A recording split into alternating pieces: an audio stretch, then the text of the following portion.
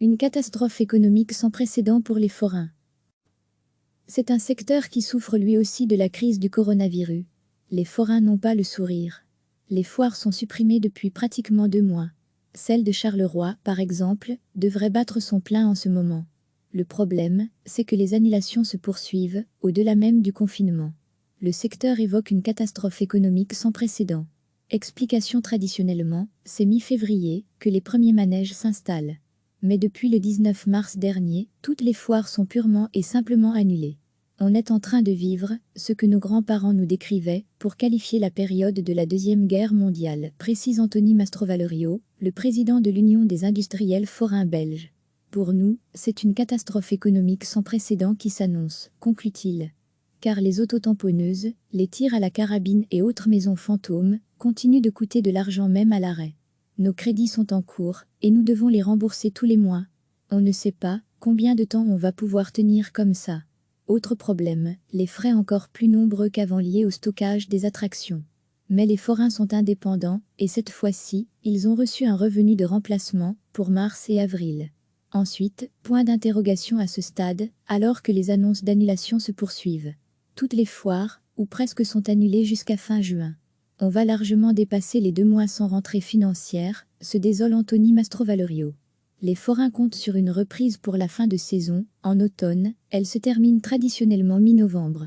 Et ils rejoignent l'appel global à faire vivre les commerces et services belges après le confinement. Recevez chaque matin l'essentiel de l'actualité. C'est un secteur qui souffre lui aussi de la crise du coronavirus. Les forains n'ont pas le sourire. Les foires sont supprimées depuis pratiquement 2 mois. Celle de Charleroi, par exemple, devrait battre son plein en ce moment. Le problème, c'est que les annulations se poursuivent, au-delà même du confinement. Le secteur évoque une catastrophe économique sans précédent. Explication traditionnellement, c'est mi-février que les premiers manèges s'installent. Mais depuis le 19 mars dernier, toutes les foires sont purement et simplement annulées. On est en train de vivre ce que nos grands-parents nous décrivaient pour qualifier la période de la Deuxième Guerre mondiale, précise Anthony Mastrovalerio, le président de l'Union des industriels forains belges. Pour nous, c'est une catastrophe économique sans précédent qui s'annonce, conclut-il. Car les autotamponneuses, les tirs à la carabine et autres maisons fantômes continuent de coûter de l'argent même à l'arrêt. Nos crédits sont en cours et nous devons les rembourser tous les mois. On ne sait pas combien de temps on va pouvoir tenir comme ça. Autre problème, les frais encore plus nombreux qu'avant liés au stockage des attractions. Mais les forains sont indépendants et cette fois-ci, ils ont reçu un revenu de remplacement pour mars et avril. Ensuite, point d'interrogation à ce stade, alors que les annonces d'annulation se poursuivent. Toutes les foires, ou presque, sont annulées jusqu'à fin juin. On va largement dépasser les 2 mois sans rentrée financière, se désole Anthony Mastrovalerio.